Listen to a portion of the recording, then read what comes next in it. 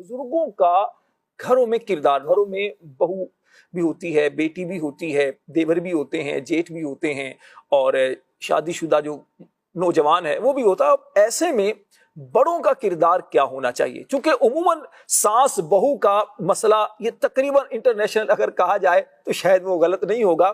ایسے میں جو ایک ساس ہے اسے کیا کردار ادا کرنا چاہیے؟ ساس بہو کی لگی ہوئی آپس میں، تو جو سسر صاحب ہیں، بڑے ہیں، بزرگ ہیں، گھر کے سربراہ ہیں، ان کا کردار اس میں کیا ہونا چاہیے؟ وہی عورتوں کی لڑائی ہے، میں جھگڑوں میں نہیں پڑتا، وہ چلا جاتا ہے، یوں ہونا چاہیے یا وہ کہ نہیں میرے گھر کا مسئلہ ہے تو مجھے بیٹھ کر اسے سلجھانا ہے؟ کیسے کریں گے؟ دیکھیے، سب سے پہلی بات تو ہمیں یہ بات سمجھنی چاہیے کہ گھر کا جو سربراہ ہم لفظ کہہ رہے ہیں کہ بزرگ ہے، مرد ہے، یہ ہم صرف اپنے تجربات کی بنیاد پہ نہیں کہہ رہے، ٹھیک ہے، بلکہ مرد کو اللہ تبارک و تعالیٰ نے سربراہ بنایا ہے۔ سبحان اللہ۔ جب بہو ہو، بیٹی ہو، ساس ہو، گھر کا کوئی بھی رشتہ دار فرد ہو، اس بات کو سمجھ لے کہ جو ہمارا گھر کا بڑا فرد ہے وہ ہمارا سربراہ ہے۔ سربراہ جس طرح مملکت کا ہوتا ہے، سلطنت کا ہوتا ہے، تو وہ اپنے ملک کو، اپنی سلطنت کو چلاتا ہے۔ سبحان۔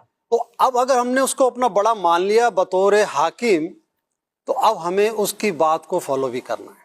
ٹھیک ہے، کبھی غلط بھی ہوتی ہے، کبھی صحیح بھی ہوتی ہے، لیکن اگر چھوٹے اس پہ چوں چرا کریں گے تو ماحول خراب ہوگا۔ ٹھیک ہے، لیکن جب بہو کا ساس کے ساتھ یا بہو کا نند کے ساتھ کوئی مسئلے مسائل پیدا ہو جائیں، جیسے عموماً کہا جاتا ہے کہ جناب جہاں چار برتن ہوتے ہیں وہاں کھڑکتے ہیں، وہ تو ایک حقیقت ہے حکیم صاحب، کھڑکتے تو ہیں، برتن ہوں گے تو آواز تو آئے گی، کھڑکنے تو چاہیے، بھڑکنے نہیں چاہیے۔ بھڑکنے نہیں چاہیے، بڑا خوبصورت، کھڑکنے چاہیے، بھڑکنے نہیں چاہیے۔ بس جہاں کھڑکتے ہیں نا تو اس کو اٹھا کے سنبھال کے رکھ دیا بھی جاتا ہے۔ بہت خوب۔ لیکن جب وہ بھڑک جائے نا، یعنی آگ بھڑک جائے، دل میں حسد کی آگ بیٹھ جائے، پھر یقین جانیے ایسے گھروں میں پھر آباد کاری نہیں دیکھی۔ گھر ٹوٹتے دیکھیں، پھر ٹوٹتے بھی دیکھیں، اگر شوہر کے ساتھ ہے تو ٹوٹے گا، لیکن اگر ساس کے ساتھ ہے، نند کے ساتھ ہے، خدا نخواستہ سسر کے ساتھ ہے، تو پھر وہ پوری فیملی ٹوٹ جاتی ہے۔ اس کا ہم نے جو رزلٹ دیکھا کیا ہوتا ہے، وہ لڑکا اپنی بیوی کے ساتھ پھر کہیں اور چلا جاتا ہے۔